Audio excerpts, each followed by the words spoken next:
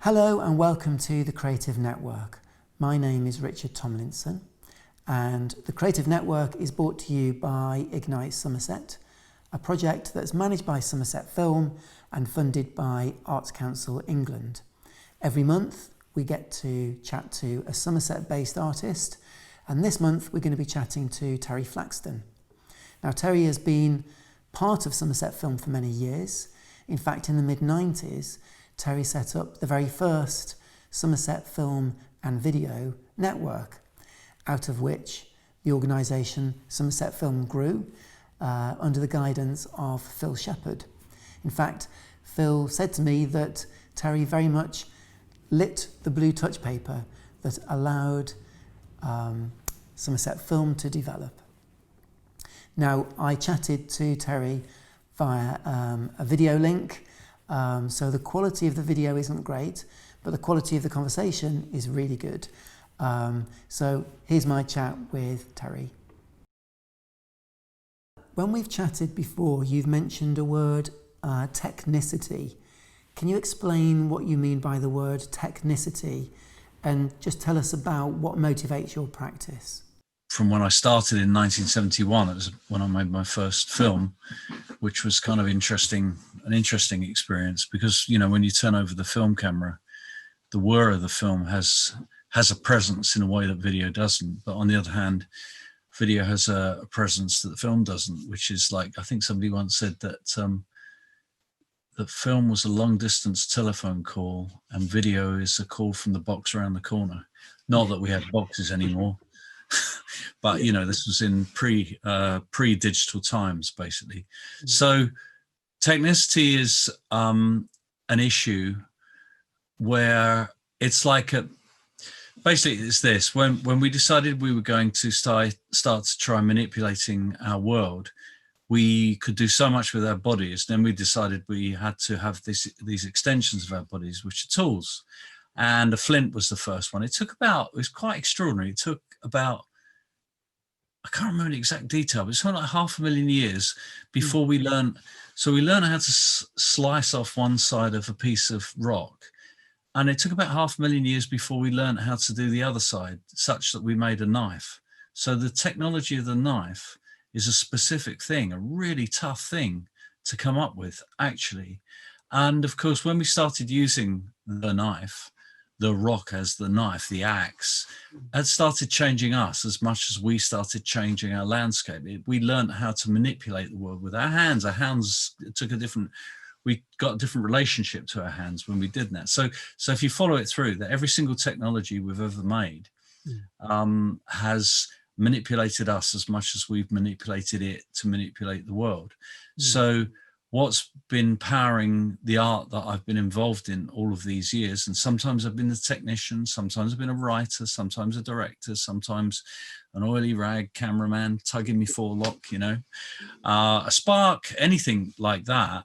The thing behind all of it is the pursuit of an understanding about how we are in the world in relation to the things that we make. And as soon as you start to get hold of the idea about how you use tools like these things to the laptop, the computer system behind me, then that enables you to speak about the world or your experience in the world. So my aesthetics are driven between the ideas I come across as a person and the technologies that I get engaged with. And I've been engaging with, you know, from the potter's wheel right at the very beginning, if you like, right away through to, hopefully I'm going to be around for quantum technologies, so via the digital. We're going to look now at an excerpt of a piece of work called Opening Up. Can you tell us more about this piece? Well, okay, so I've been in the music world, trying to be in a band, as everybody does when they're young, all the men try to, now the women. But I ended up playing chess for about 6 months with the Mexican-German drummer. And it was like a play, you know, two people stuck in a room playing this chess. And if you focus too hard, you might create a car crash outside with too much attention. And then one day, Henry said to me, who was the drummer, he said, "I'm going to Berlin Film School." And I went, "Oh, really? Oh shit! That means I'm gonna get left I'm going to get left here on my own. I don't like this. Anyway, Henry went to Berlin Film School, and I saw an advert saying, "Do you want to learn video?" And I rang up a mate because I didn't know what video was. Nobody knew what video was at the time. He said, "Oh yeah, that's Latin. That's video. That means to see in Latin." I thought, God, I really want to know how to see. So we were on a course that was called Communication Design. It was pre-digital, but it had the thinking of digital because it referred to people like Buckminster Fuller, who I recommend everybody get their heads around. I'll read a bit of. And of course, communications are about people. So the politics of the situation that I came out of, I was an East End Londoner, and I saw a lot of poverty as I was growing up. And so I've always been drawn to people who are deprived of education, or deprived because they're not being entitled to have great stuff. So we wanted to, I and a friend wanted to go and talk to some people about their experience. And opening up is about how we began to learn how to talk to people such that they talk to us freely and openly as real people to the camera. We were discussing what people thought about different coloured people, and one group said that people think that Africans are uncivilised and savagely, but some groups went into that and found that they don't live savagely and are civilised and live in towns and villages, and they don't do war cries and war dances every night and every morning when they get up or go to bed.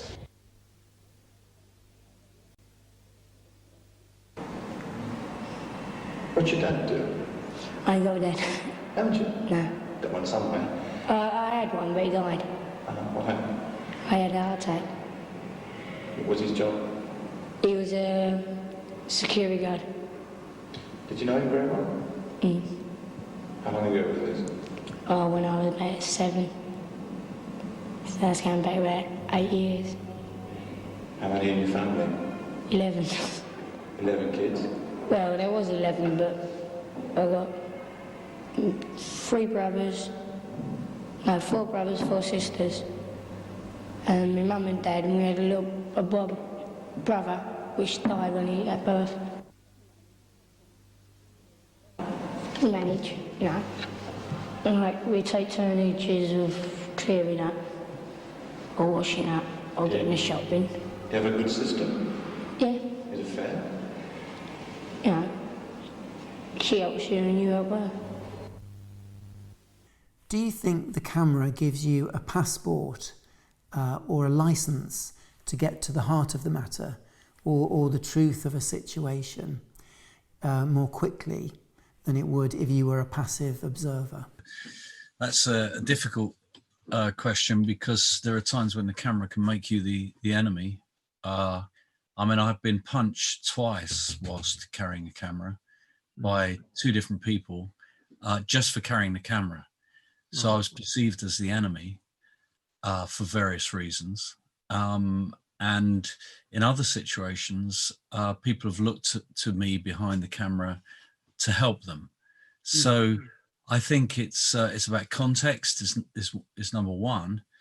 And if you can explain in your own voice to people in such a way that they believe that you're authentic and you're not trying to con them and you're not kind of steal their image, as in, oh, you're just here to get me to talk and you're just going to use it and that's me forgotten, isn't it? You know, because people know what a documentary is. Yeah. Documentary is often people just stealing people's image. So I think it's about the context you're in, but also if you're an empathetic person, people will pick up on that. You've got to give out to get back, really. Are you happiest when working alone or collaboratively? When people are working together, there's a wonderful energy when it's going right. I mean, when it's going wrong, it's like hell breaks out and we're back into Pisces. But when you're in the Aquarian kind of mode, listen to this old hippie. When you're in the Aquarian mode, you're actually the vibe that's happening when people are working together. It's totally wonderful for my money. And I've always enjoyed being in in a crew. I mean, crews up to, you know, from literally from one sometimes down up to 50 or 60 people on a set, but that's a whole other dynamic. But on the other hand, if you're making art, you can certainly work with others to make art, but you've somehow got to convey to them your ideas in such a way that they enable themselves to get rid of their own preconditioned ideas to enable your vision to come through, which is the job of every director. So the artist and the director have got two similar jobs, but Yeah. again, I think I'm going to equivocate like mad in this conversation because I can see both sides of it, and maybe that's a problem. We're going to look now at a piece called Documentary Rape. Tell us more about this piece, Terry. I think it's about the business of making a documentary film. Yeah, it's definitely part of it because we've done 3 years. Well, there's a bunch of things going on. I mean, it's a big homage to, I'd say, the great John Smith, but he'd probably hit me if he was in the room. John Smith's an interesting filmmaker whose most famous work is called Girl Chewing Gum, Yeah. chewing gum. And it's all about how he's just shot an open scene where stuff happens, and he's added a voiceover where he is the big director, and he's saying, I want the man on the left to come along. I want him to trip over as he comes off the curb. And all he's really doing is he's indicating that if he had control of the world, I guess, then he could make stuff happen. But there's the irony of it is it's just happening anyway. So we were in San Francisco. We was a group of us. There were 3 of us called Vida, because after we got into video, and we learned, oh yeah, right, Latin, vida. Doesn't that mean life? No, that's Spanish. Hold on a second. Vida is the imperative, which is of Latin, which Latin to see, which is look at this. And so we were like, we wanted ours. Look at this. So we'd gone to the States. We got out of college. We hated documentary. Tony, my friend, actually broke a video camera, threw it on the ground and stamped on it because he shouted one day, all that a documentary documents is the attitude of the makers to their subject at the time of making. It says nothing about real life. And then he smashed the camera up and it's like, oh, what are you doing? And then as a kind of penance, we all got ourselves jobs for 6 months and we worked to get money together. And Tony put an extra bit of money into buying a camera. So we went to America to actually do a project called Towards Intuition, American Landscape. In other words, we went there without any idea other than we were going to shoot. And we shot as we drove across America. By the time we got to San Francisco, that later became a project and a program, we did it and all the rest of it. But when we got to San Francisco, we bumped into some people running a cable channel called Video West.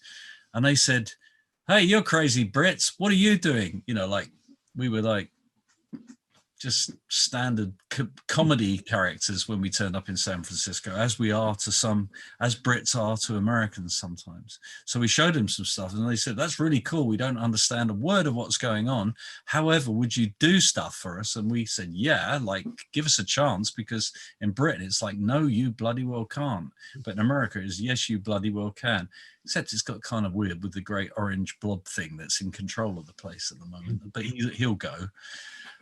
So what happened was we made some pieces for Video West, and sometime it was like, okay, can you do something? We need it by tomorrow morning and we need a 4-minute slot. Don't care what you do, just do something. And so we'd go do stuff, and I thought of the John Smith thing because he'd come in and taught us for a couple of days whilst at college, and I liked his piece of work. I thought, well, there's something we can do, and what we could do is be absolutely thoroughly manipulative documentarists, like so many are, and but we can tell it out loud. We can say exactly what we're doing, and here we are manipulating you, happy Americans. Okay. Oh, and the rape thing, just to say. At the time, we called it documentary rape. You could not use that word because you would get beaten to a pulp for using it, because it was preserved, quite rightly, in a kind of way, because it's a terrible, terrible thing. But we wanted to say that the media is absolutely trashing everybody that they point a camera at. I want a man pushing a bike across the road. And a brown car to pass through left to right I of want frame a of girl in camera. a yellow shirt to stop at the crossing. With a black car passing from left to And right then a of yellow the screen. car from left to right of She's the going to screen. scratch her left arm as she's waiting to cross. And then a blue car from the left to right. What about a nice red bus passing through the frame? And then the left girl to right. crosses the road. And then a woman carrying a bag of groceries is going to come from the right to the left of the camera. And then a man in a pink sweater is going to cross from the left to the right They of the cross frame. each other in the street. A woman with a guide dog's walking down towards the edge of the crossing. And the man to trip over as he goes to the There's a curb. man in a yellow shirt behind the woman. He's going to ask her if she needs some help crossing the road. And then he's going to take her on and start seeing her across. I want the woman with the guide dog to cross in front of the man from the right to the left of the camera. He's going to walk up to the camera to a medium close shot. He's going to stop in the frame and take the mic from the right. And cue narrator. San Francisco, the town where people walk the streets, clocks go round, the hills go up and down, and foreign film crews rove the streets in search of anything to make a documentary about. For fun, interest, but mainly money. This is the land where ordinary people really don't count and can be as insignificant and irrelevant as you want them to be. As far as the camera is concerned, you're either in the shot or out of it. And to be in it, you have to be filmic, that is to say attractive, well-spoken, easy to listen to, and be prepared to say anything without scruples, like me. So you have a commercial practice, you've made work for MTV and PBS broadcast in America, and you also have your own artistic practice. Are the two mutually exclusive, or does one inspire the other? Okay, well, in the early days of my practice, I had to work, obviously. So how was I going to make art if I had to work? And so I often had one hat on, which was the maker of commercial product. And I had another hat which said, give me that stuff. I'm going to steal that stuff from me, basically, from me, the guy who shot the stuff. And that'll come about when we look at Prisoners. That is a real case in point. So actually, I just turned it to my,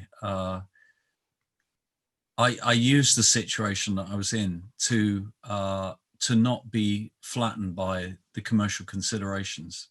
You mentioned that piece, Prisoners, and I understand that the opportunity to create that came about because you were involved in making the world's first TV commercial for Apple computers. Yeah, well, basically, to give it a bit of background, so when we got back from America, which is in 1980, I taught at the London International Film School, as it was then called, as in television, which was a complete comedy, really, because I didn't know what I was doing, but somehow I managed to land the job.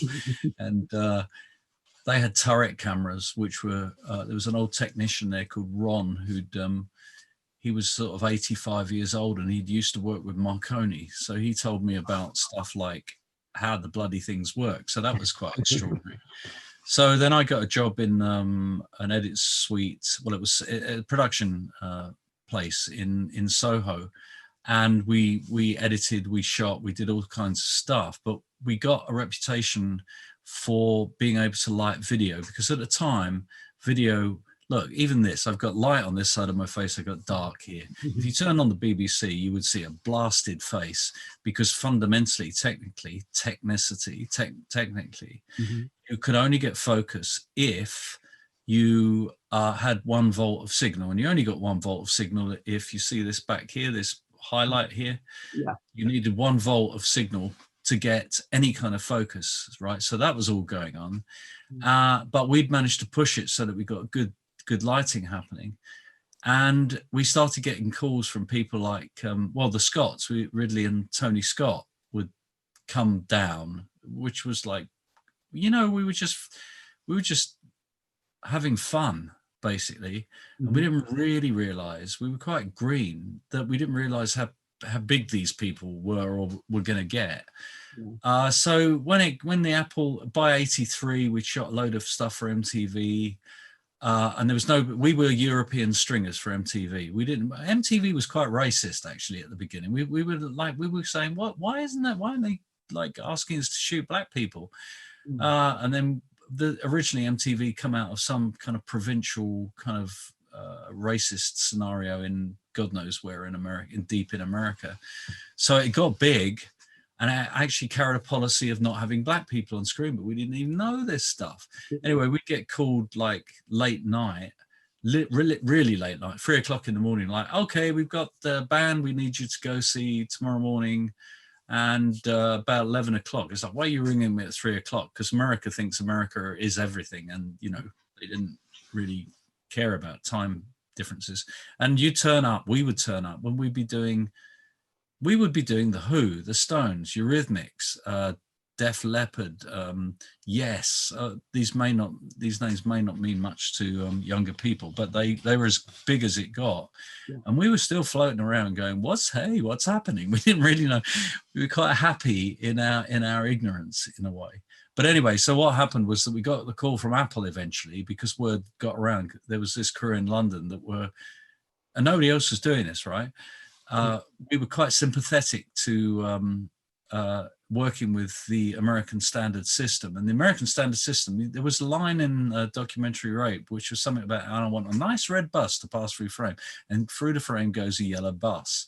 And NTSC, our joke name for it was Never the Same Color, because basically they had real problems with their system, but we managed to find ways to make it roughly look like British, like PAL. I say British, it's not, it's a German invention. PAL is German. Not that this is PAL anymore, but anyway, we got the call, and when we turned up there, it was mind-numbing because there were 150 neo-Nazis on set, and it was really dangerous. It's not only the skinheads though, is it?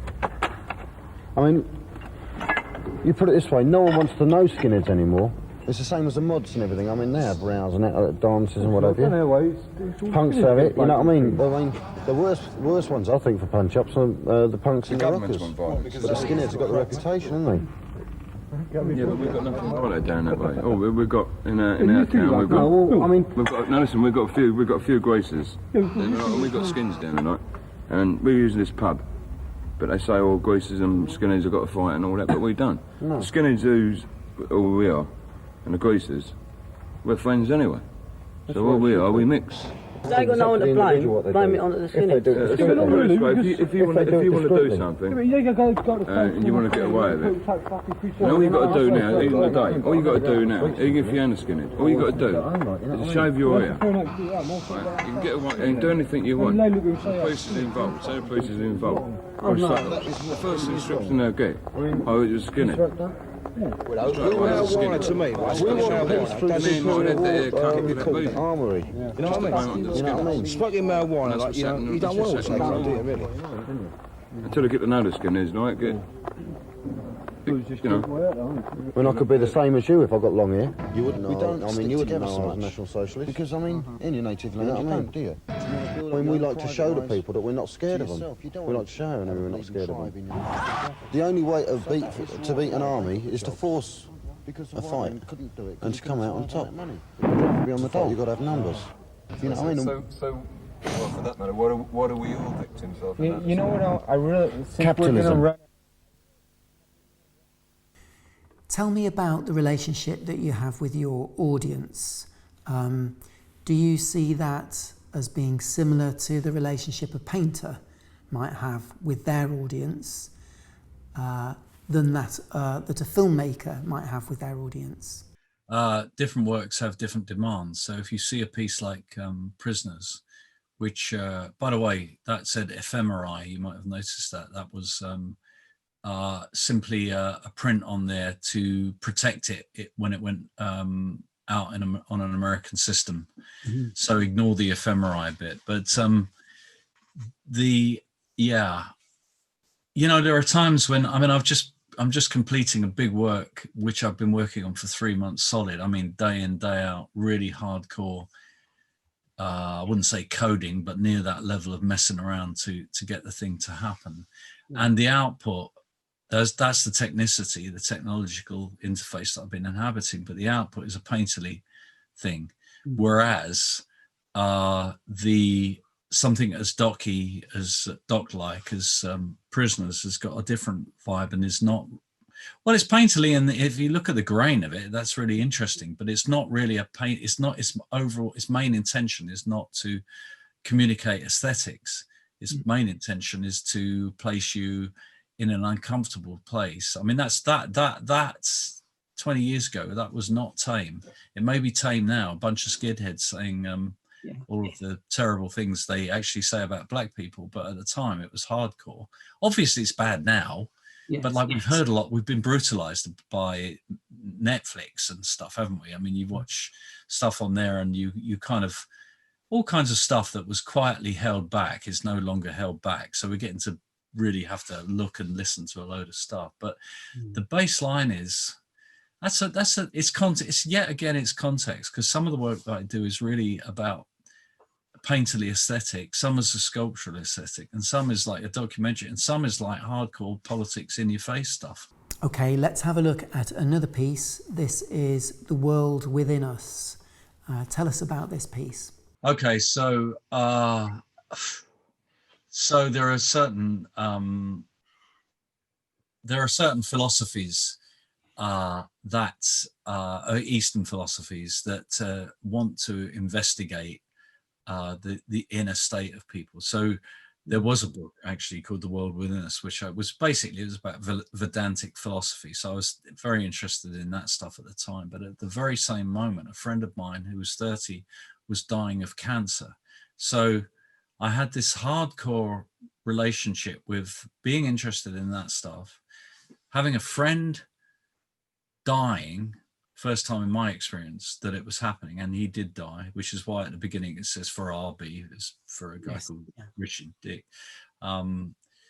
Those two things, and also being very, very affected by the cinema of Andrei Tarkovsky, because for me, apart from Sergei Parajanov, Tarkovsky makes cinema like nobody else on the planet, and I notice a lot of people try to copy him, and of course that's what we're doing. So the context, what I'm saying is the context was being very influenced by Tarkovsky.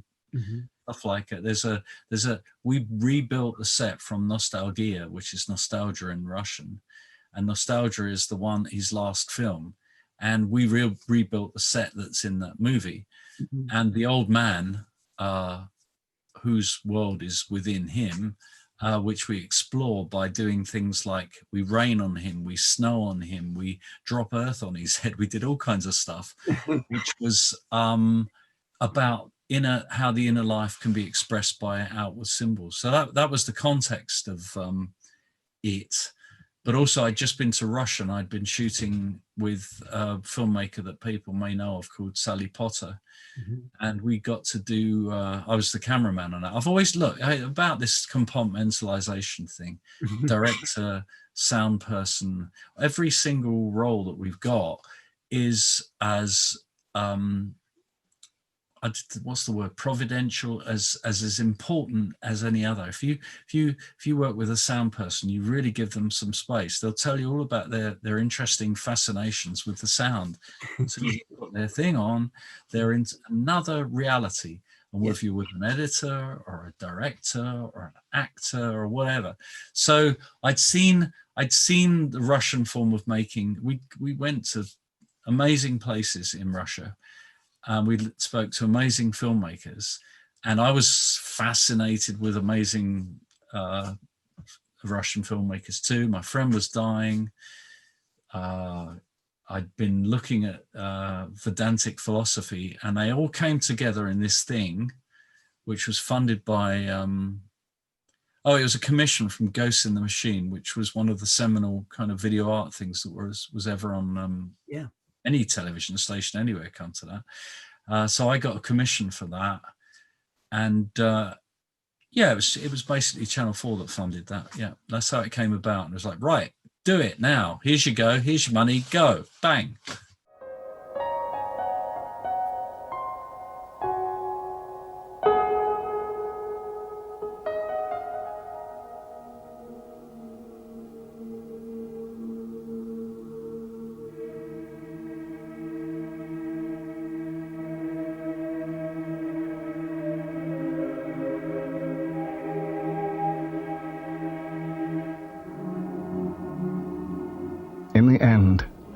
Love is forsaken, never returned in living. False promises shrugged off at death. I go alone, as you follow after, dying inside, dying into ourselves, fearing the possible immortalities, the loss of volition, and the knowledge that inscriptions in the book of fate have not been fulfilled. Great works imagined, mere notes made manifest. Inklings of possibilities devoured in the hot breath of posterity.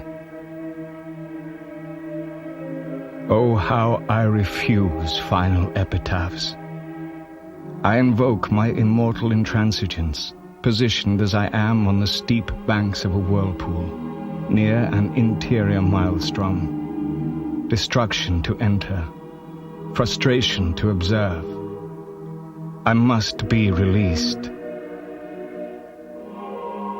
The internal knots undone, I invoke my severe right, my inviolable right to be released from this fascination with the surface of things.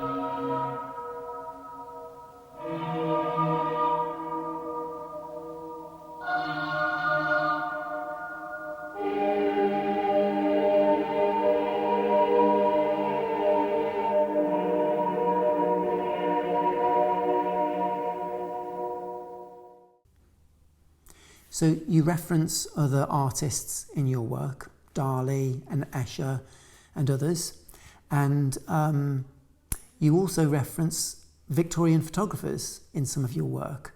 In the portraits series that you made, where you asked the sitter to remain motionless in the video frame for 60 seconds whilst on location, kind of played with the idea of the Victorian photographer asking their sitter to remain motionless for probably about 60 seconds so that they could capture a still image. So do you see yourself in a long tradition of artist makers? The main difference for you being that you've got the tools of your trade are a camera and digital technology. Pretty much half of the names that you've used, tradesman, artist, director of photography, half of them are easily come by as you go into the workplace. And half of them you have to win. You can't, I know plenty of younger people who say, I'm a director of photography. And actually you're not, because to be a director of photography, that's a different role from lighting camera person or, well, there's a series of names that you can pick that describes what you do. A lighting cameraman, a lighting camera woman. That's somebody who does a bit of lighting when they point a camera. Yes, that's not a director of photography. So some of the names are accolades. You can't take them. You have to be given them. And most of those names, you suffer imposter syndrome about. Like if you call yourself an artist, I mean, like says you, really? I.e. me? Like I call myself an artist. How dare I? That's what's going on in my head. On the other hand, if those terms are denoted by some simple gestures like, I don't know, if you get paid for being an artist, you're an artist. If you get paid for being a director of photography specifically, then you're a director of photography. So in some ways, I am those things because I've been paid to do them. And at the moment, I'm in that ridiculously good, because I've been around so long. That's the other thing. Persevere. If you persevere, you will get whatever you want. The thing is, when you get it, was it worth it? I don't know, you know? So I'm just basically saying the other side of the flip side of that is that the tradesman is an honorable thing. The tradeswoman, the tradesperson, the person that gets up every morning and gets out there and does the work, come rain or shine. I've seen some men in the field for the last couple of days that I've been looking out the window, and they're like standing there slugging their guts, all right when the sun's out, but when it's peeing down with rain, that's no fun. That's more honorable in a sense than the shiny Mac thing making art with. You know what I'm saying? I feel great contradictions about any of those descriptions. Yes. Actually. So now let's have a look at the making of in other people's skin. Tell us about this piece. In 1992, I showed some work at the Bonn Biennale, and I was being commissioned to make an installation there called White Goods. And what White Goods was to project on all of the white goods, like a sofa, a bed, a table, a refrigerator, white goods. Yeah. And what happened is that there were 17 commissions and there was money for 16. And what happened is somebody drops off in the end, and that was mine. And so I didn't get to actually finally make the table part of it until 2003. And I went to the Glastonbury Festival for several years, and very troublesome when people came in to the tent when they'd imbibed some mescaline or something, because they couldn't find the edge of the table and themselves, and their hands would dissolve. It's quite funny looking at people having a drug experience and having already a pretty weird experience with the table. And then eventually it went out into museums, galleries, it went to China, it went to America, it went to Sweden, it went all over the show basically. So it's fundamentally a table you sit at and experience being in other people's skins.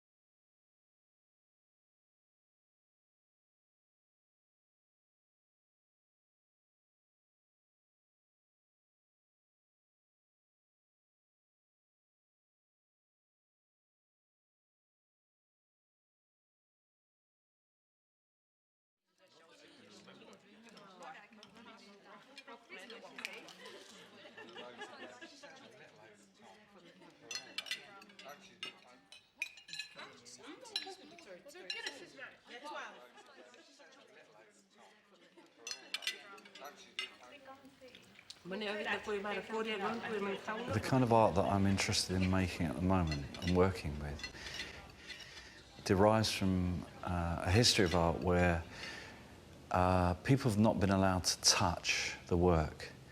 In the Western gallery idiom, there's always a barrier between you and the work. My interest in this kind of work is to enable the viewer to actually enter into the piece, to interact with the piece, to touch the piece. But my little kind of conceit is that, of course, what they're interacting with is something that is itself virtual.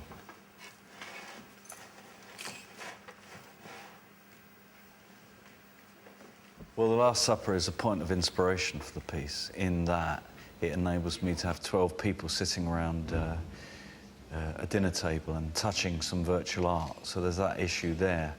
But I wanted to do something that had an element in it that some people might bring, which is a kind of religiosity. It is, after all, a moment in the religion that's dominant in this part of the world.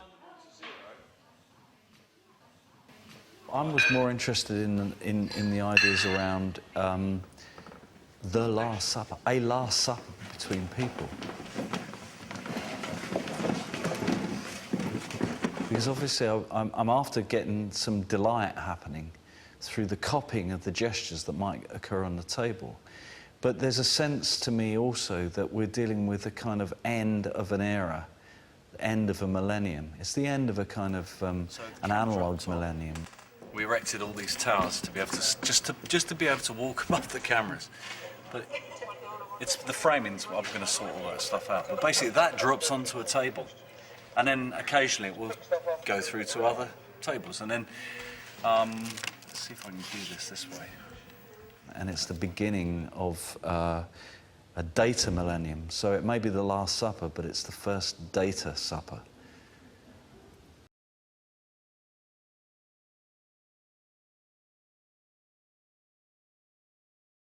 You mentioned that you moved to Somerset to escape the linear tendencies of the art world. What do you mean by that? Okay, there's some things going on with the British and art, and one of those things is that we don't like our artists. If you go to Italy or France or Spain or Germany, they love their artists, they value their artists. In this country, we don't like our artists.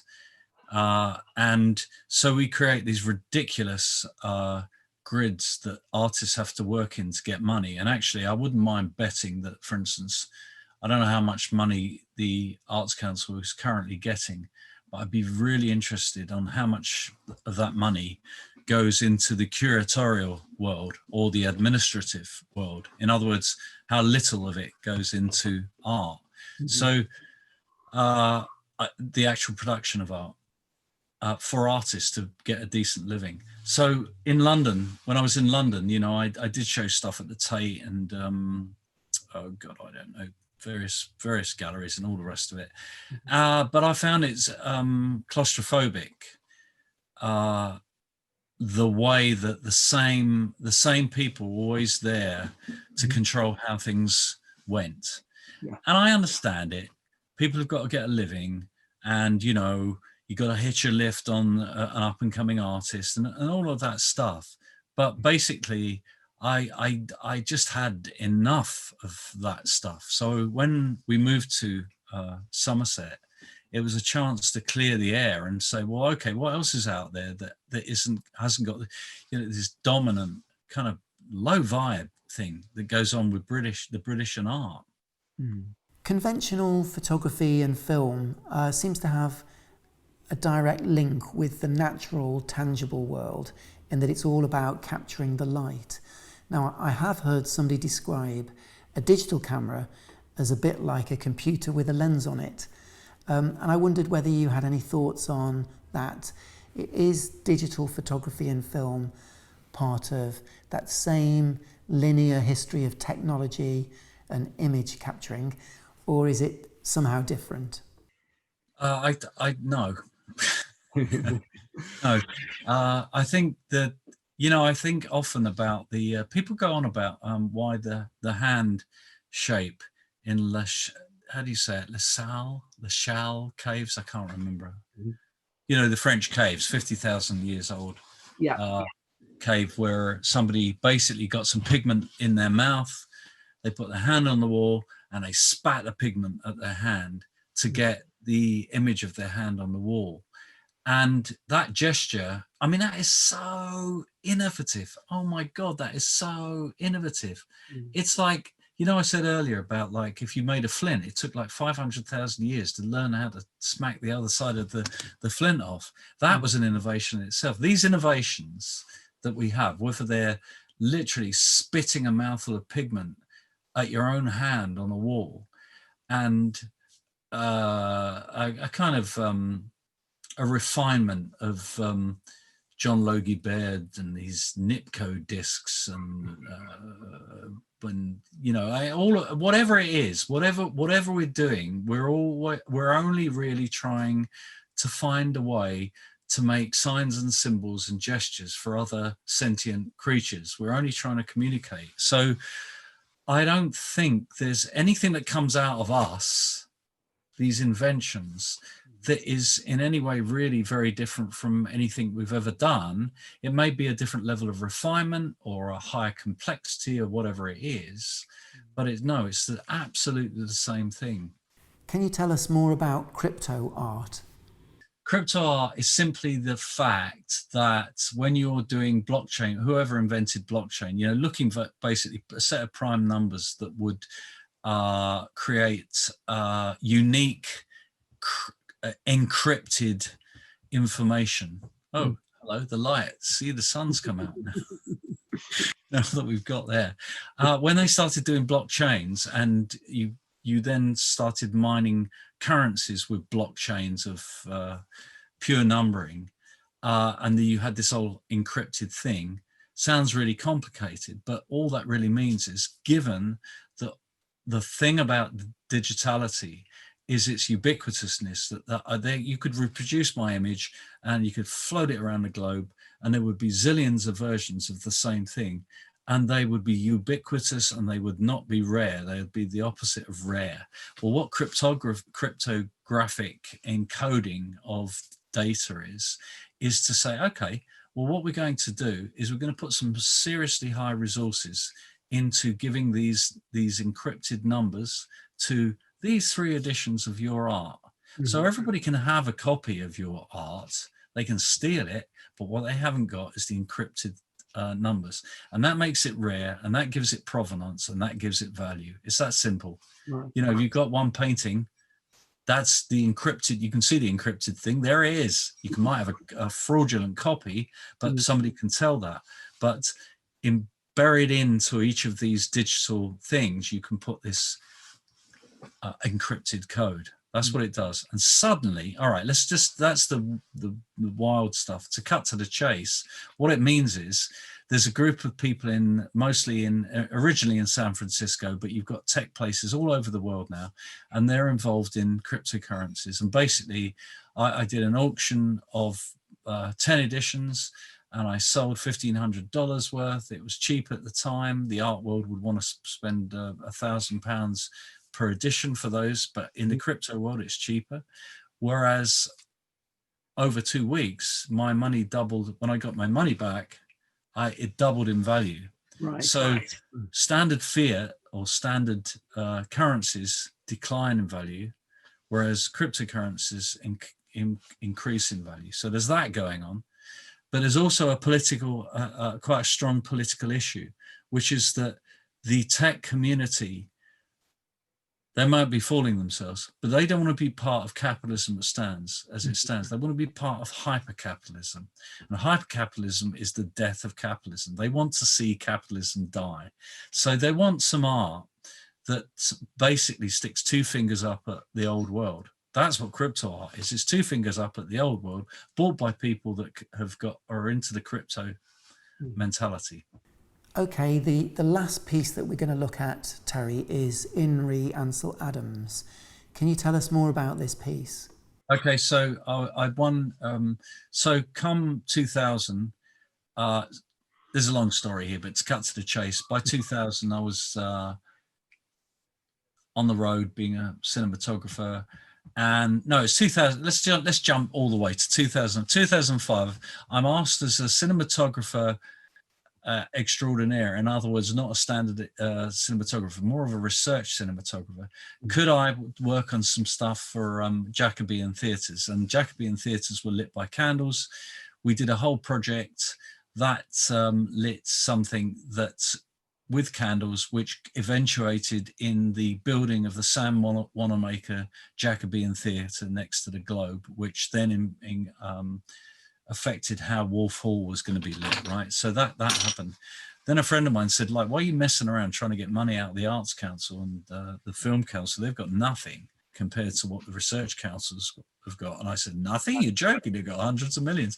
And he said, yeah, but the research councils have about 5 billion a year to give away. I said, billion? 5 billion? Okay. And I pitched up immediately, and within a year I'd won £350,000 to go on a research trek into what the nature of high definition was. I had come across high definition in 1989, its first iteration, which was in analog form, and I tested cameras for Sony and Panasonic and whoever over the years. And so I knew about high definition. I knew how to make it work. And yeah, I'm going to cut all that stuff out, but going straight to the crux of it, I won $350,000 to investigate high definition. And between 2007 and 2010, I was on a set of projects where I was trying to expose the guts of high definition. One of those projects was In Re Ansel Adams, because what happens with Ansel Adams photographs is they're incredibly high resolution, so much higher. They're like if you ganged up 100 high definition cameras together, you might get near the resolution of an Ansel Adams photograph, right? So I was saying, okay, so if that's the case, I wonder if I can make, because I was shooting on 4K in 2008. I wonder if I could shoot and deliver the impact of an Ansel Adams photograph. Right. I've got to go to Yosemite Valley. That's where I've got to go. And I've got to get a red camera, and it just come out, and like nobody knew how to operate the things. And I ended up there. I ended up in Yosemite Valley with a thing that I didn't have the faintest idea how to operate. and kind of poked it a bit and made it work a bit, and got myself an £85,000 lens, which was a 24 to 297. That's its reach. It had 18 elements in the thing. It's very pure. And I realized what I had to do was the following, and I'll stop talking in a second. What I had to do was hold my breath, zoom the lens in 6 miles away into the falls, Bridal Veil Falls, hold my breath so that, and barely touch the pan bar so that I didn't make the heartbeat judder the picture when we were at the furthest extent of the zoom. And then slowly, after 30 seconds, zoom back to the shot that Ansel Adams shot of, it's the famous Ansel Adams shot. And then when I got home and I had this 30-second hold, what I did is I zoomed into the pixels because I wanted to expose what the pixels, how good were the pixels, right? So I zoomed as much into the pixels, if you like, as I zoomed back from the Bridal Veil, 6 miles of pixel zooming. And we had to work with, I mean, there's a whole load I haven't told you. I did a load of stuff with edit suites in London, and I got into an edit suite because they were interested in doing 4K stuff. What could we do? And that's what this piece is. So it's a very, very, very long, slow zoom, which is a homage to Ansel Adams.